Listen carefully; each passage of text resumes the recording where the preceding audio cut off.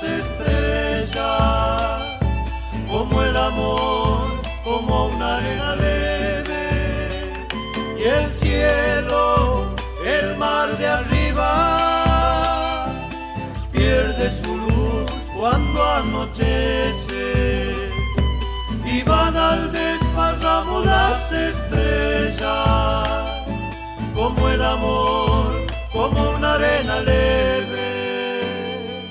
Más que amargo viaje, mano y piel. Peregrinos, el dúo Coplanacu en la mañana de Palabra de Campo aquí en Radio 10.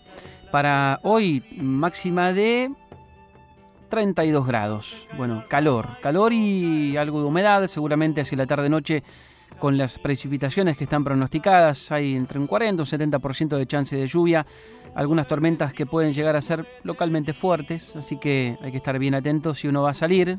Hoy, hacia la tarde-noche, bueno, tendrá que hacerlo quizá con algún, sobre todo, quizá con algún paraguas ahí a mano por las dudas. Mañana domingo, máxima de 28, sí, para mañana domingo, ya desde la mañana hay tormentas previstas para aquí, para la ciudad de Buenos Aires. Hablamos de la actualidad, de la política, de la economía, semana más que intensa, con un plano internacional muy, pero muy movido, con su impacto en el plano doméstico, y lo charlamos con nuestro analista político Sebastián Dumont. ¿Cómo estás, Seba? Buen día.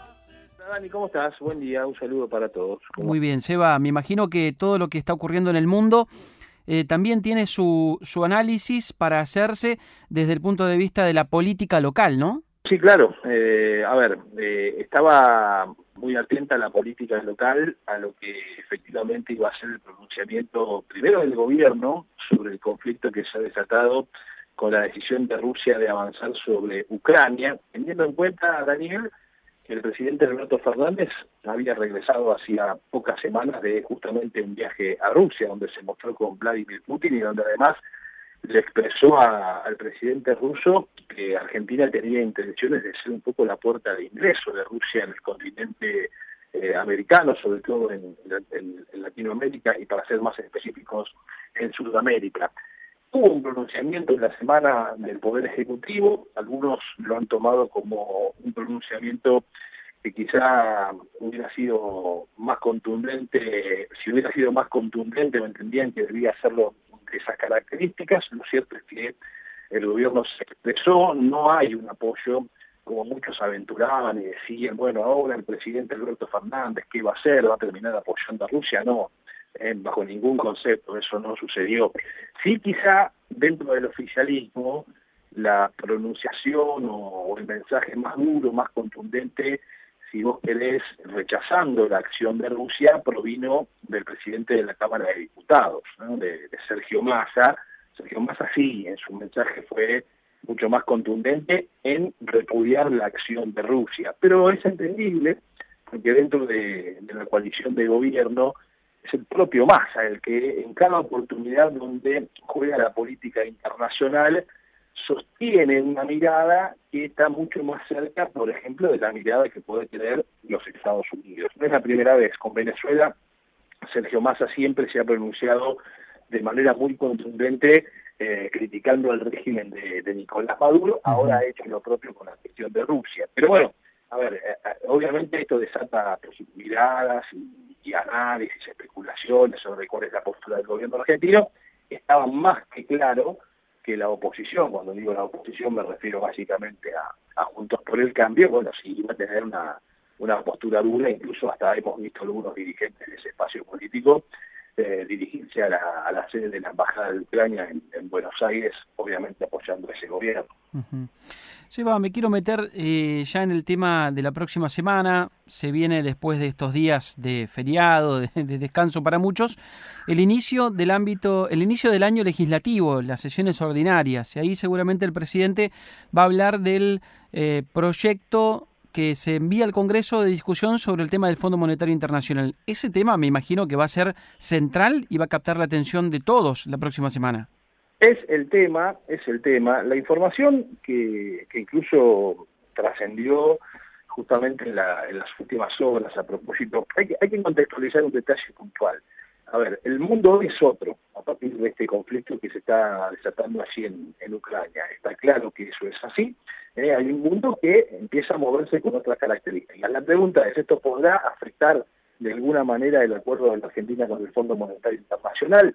No tendería a pensar, por lo menos por ahora, que no, aunque hay que tener en cuenta que Rusia forma parte del Fondo Monetario Internacional, pero la decisión final básicamente la tiene los Estados Unidos. Claro. En ese contexto, el presidente va a anunciar ese proyecto que toda la información que tenemos nosotros estaría ingresando ya al recinto para ser tratado el 15 de marzo. Es decir, va a ingresar inmediatamente una vez que el presidente haga su discurso ante la Asamblea Legislativa en la apertura de las sesiones.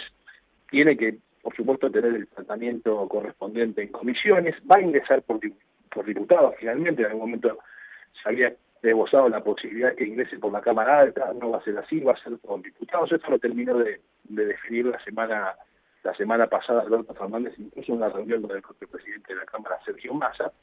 Va a ingresar el 15 y probablemente pueda tener sanción antes de una fecha importante, que es el 22 de marzo, cuando Argentina tiene un vencimiento trascendente, el más abultado hasta aquí del 2022, con el Fondo Monetario Internacional por encima de los 2.000 millones de dólares que claramente no los tienen las reservas. Claro, o sea, una discusión express va a haber.